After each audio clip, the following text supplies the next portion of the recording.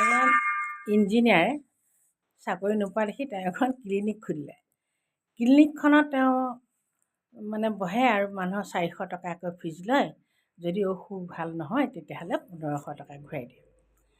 ওচৰতে থকা এজন ডাক্তৰে ভাবিলে আমাৰ এতিয়া ৰোজগাৰ বন্ধ হ'ব, এওঁতে ক্লিনিক খুলিছে, আজি মই যাওঁচোন টেষ্ট কৰোঁগৈ।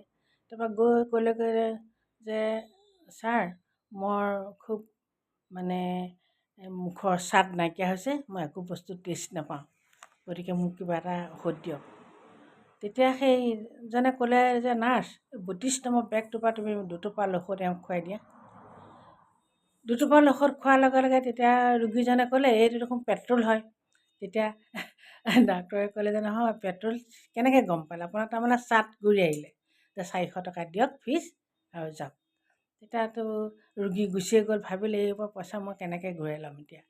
তেওঁতো মই তেওঁক বেমাৰ ভাল নহ'ব বুলি পেলাইহে আহিছিলোঁ।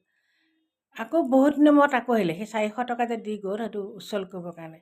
এইবাৰ আহি পেলাই ক'লেহি যে মোৰ একো কথাই মনত নাথাকে, এতিয়া স্মৃতি শক্তি নাইকিয়া হৈ গ'ল, মোক কিবা ঔষধ দিয়ক। এইবাৰো তেখেতে ক'লে যে নাৰ্ছ, এই বেগটোৰ পৰা 32 নম্বৰ বেগটোৰ পৰা 2 টোপাল ঔষধ এওঁক খুৱাই দিয়ক।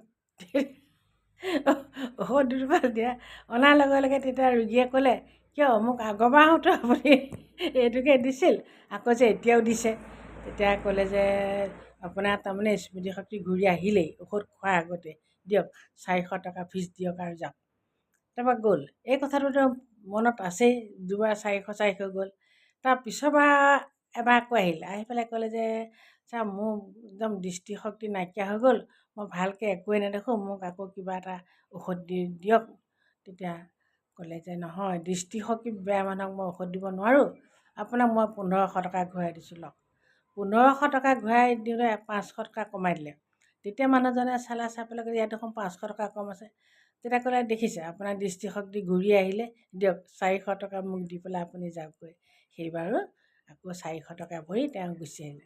বুদ্ধি বলত এইজনেও ব্যৱসায় কৰিলে আৰু সেইজনেও ঠগিব নোৱাৰিলে।